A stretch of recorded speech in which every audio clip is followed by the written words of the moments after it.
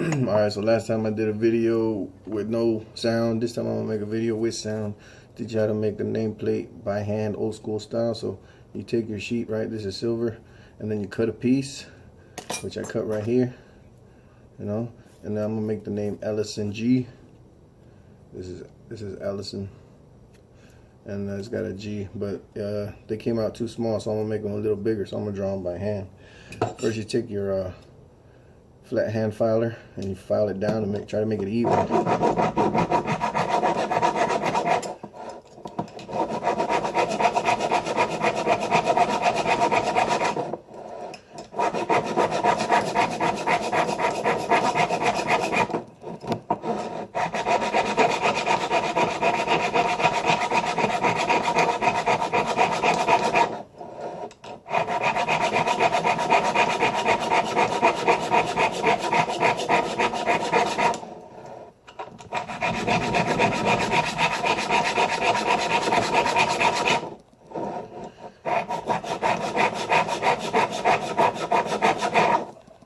As best as you can, it doesn't have to be perfect. And then you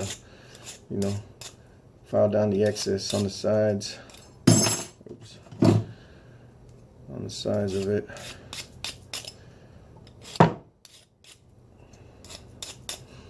And then you take your slim leg divider and then you mark your letters, what size you want them, right? These are gonna be the little letters. If you're gonna put a design, you gotta mark the design too.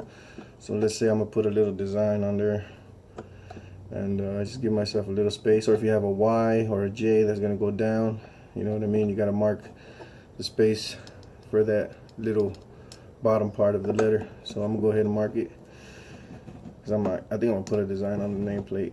It doesn't have one right now, but I'll add one. And then the next one, open it more for your lowercase letters, right? Depending on the size that you want, it can be all kinds of different sizes, bigger, smaller, or all capital, right? And you can mark like where your letter's going to start, where it's going to begin. And then if you want to split the size of the letters, you can mark it down this way, you know, bigger, smaller.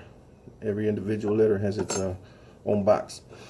I'm just going to have lowercase and capital letters, and they're going to be cursive, and I can draw that real good freestyle. So I'm going to mark that right there for my lowercase, and then just a little bit bigger for the capital letters. Only like one capital letter on here. Well, there's two with the last name initial, so I'll mark that top. And this is going to be a double nameplate, so I don't need to worry about the space for the hoops. But if you were going to make a single plate, you got to leave space for the hoops. See that? There's design, lowercase, and capital letters, right? And then like this side wouldn't have any space for the hoop. This side does. So if you're gonna make a single nameplate, gotta leave space for the hoop. But I'm gonna have a double, so my back is gonna be bigger. I'm gonna have a double where there's a shadow in the back, not the same letters. This is what I'm gonna use, so it's bigger. You know, I can cut a bigger piece on it, and it's thinner. You always want the back of the nameplate, the shadow, or the back of a double nameplate to be thinner. And see, this is small Allison, if you can see. So I'm gonna fit it in this space right here. Alright, so I finished drawing the design on the nameplate and the nameplate itself that I'm happy with, you know what I mean? You can keep drawing, erasing until like you're happy with what you've written and what you've drawn, I mean. So that's it, and it's not over. It doesn't look perfect, but the other thing is that when you're gonna saw the nameplate, you know, you can fix other stuff there as you're going. And so little things might change. The nameplate might look a little different before I'm completely finished with it. So next, you take your drill and drill the holes. You know what I mean? You need a drill bit that's big enough for you to fit your saw that you're gonna use. So here we go. I'm drill some holes in here.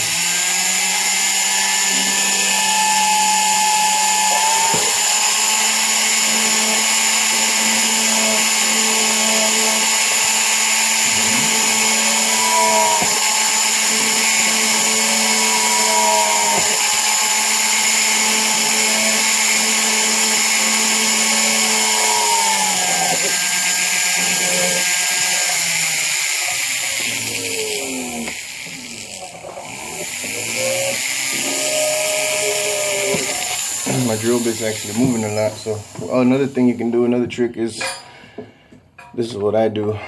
Get one of these little bits with a sharp point. Get your hammer.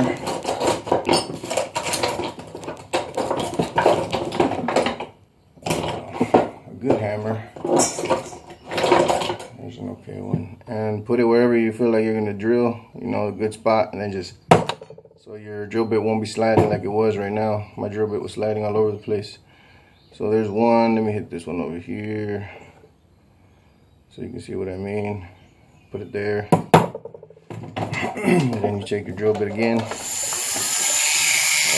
put it right there, and it won't move now. See? And you can drill with confidence, knowing that it ain't gonna slip, and you're gonna drill into the letters that you're supposed to leave, or the spaces that you're supposed to leave and not cut out. So I'm gonna go ahead and finish drilling this, and I'll get back to you guys.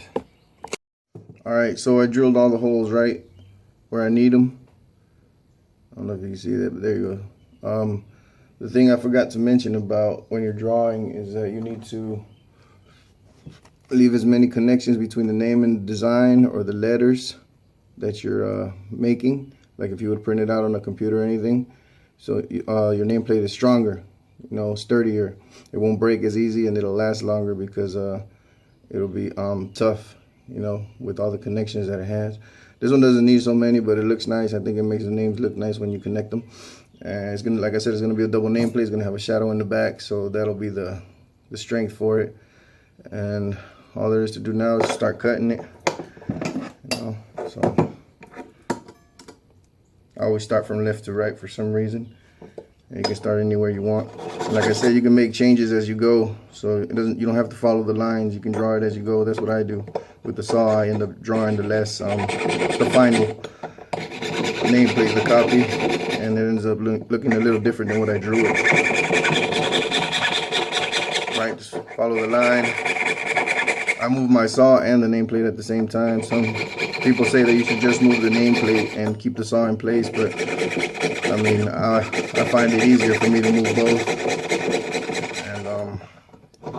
And I have a lot of years in this too, so I mean, if you're barely starting, you should take it easy, because I've got cut a lot of times, plenty of times got cut my hand, my fingers, I mean, through the nails. That's the worst. And if you can, wear gloves, and, you know, wear glasses.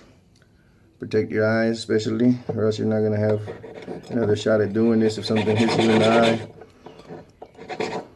So you just keep going, you know. This is really the first cut.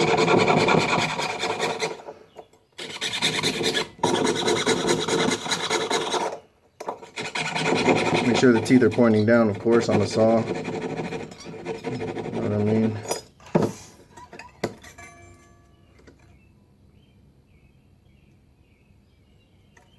Put a little wax on it to make it slide smoother. Where is it? Here it is. Just a little bit. And, you know, just keep on.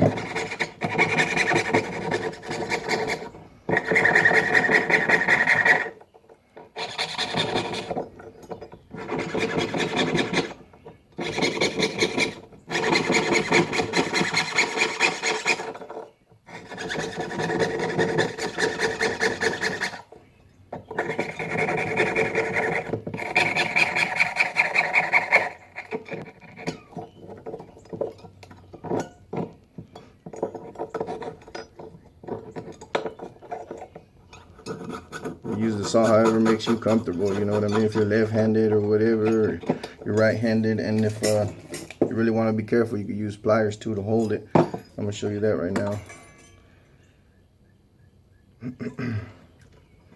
Alright, so hold it like this, put it on top of there, hold it like this. That actually helps you not to erase the drawing on there, because the drawing is not going to stay. It's not paper, you know. Even paper, the printer, sometimes the ink from the printer erases when I'm cutting those, but this one's easier because you're rubbing on it, touching it, moving it, so it's gonna erase a lot easier, a lot faster. So if you need to, stop and go back and draw it over again. You know, you should do that, because if you don't remember the pattern, then you're gonna mess up your name, gonna cut something that you weren't supposed to cut, or you're gonna not cut something that you were supposed to cut, and the name's gonna come out looking different than what you wanted it to. Maybe you gotta start all over for that little piece that you cut off. But that's a way that you can use the pliers, you know what I mean, to hold your nameplate. That way you can just be safer, your hands aren't in the way. If the saw breaks or anything, you don't hit the pliers.